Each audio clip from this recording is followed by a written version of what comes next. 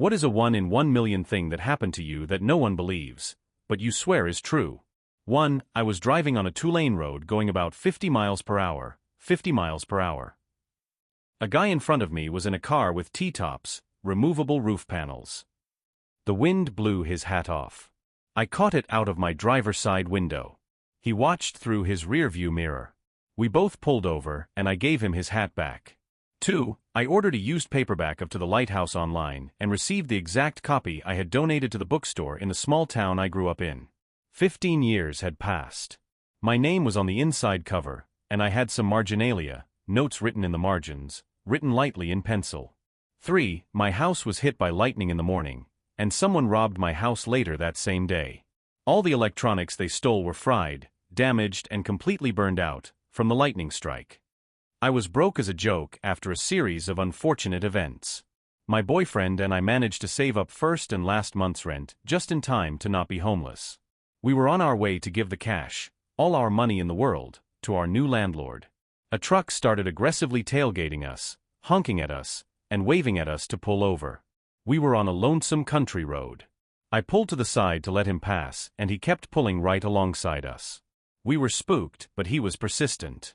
When I finally fully stopped, he opened his truck door and waved my wallet with all our money at me. It had flown off the dash when I made a turn, and he picked it up and chased me down.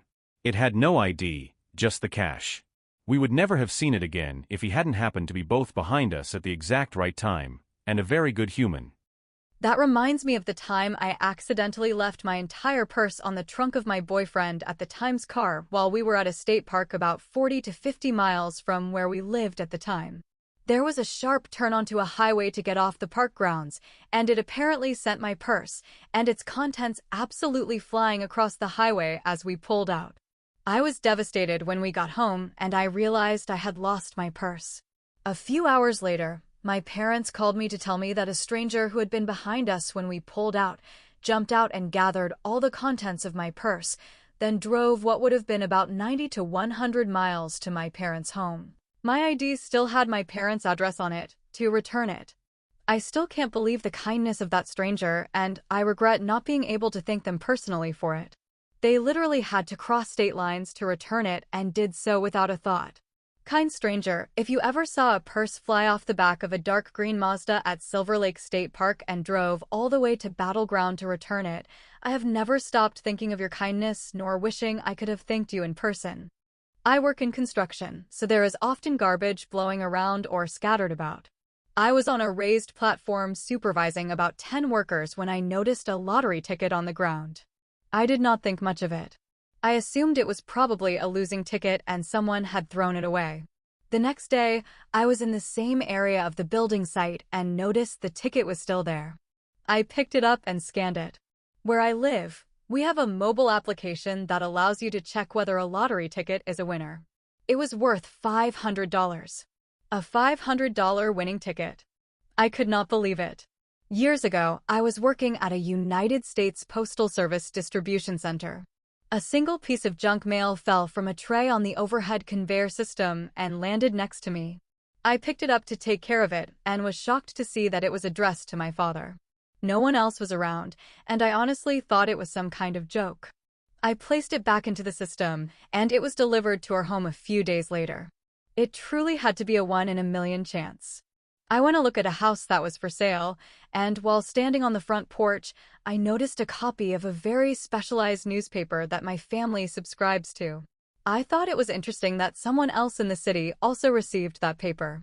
When I looked at it more closely, I realized it was our newspaper. It was addressed to our home. It had somehow been delivered to the wrong house in a completely different part of town, which I happened to visit that day. That was just incredibly strange. I saw a dead body in a large lake. I reported it when I reached the shore. Authorities came out to investigate. They never found the body and later suggested it might have been a hoax. It has been 25 years, and the body has still not been found. It was 100% a human body.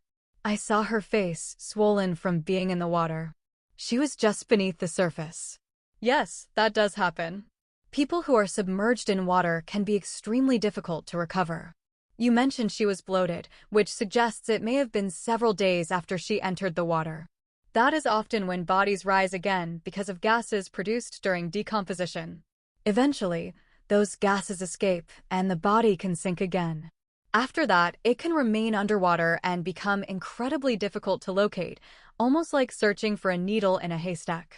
I have participated in searches where we knew almost exactly where the person entered the water.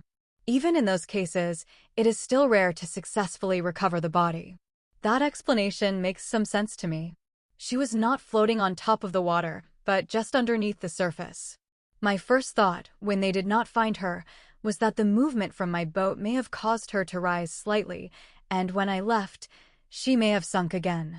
When the search began, they were looking from boats on the surface and were not using scuba diving equipment.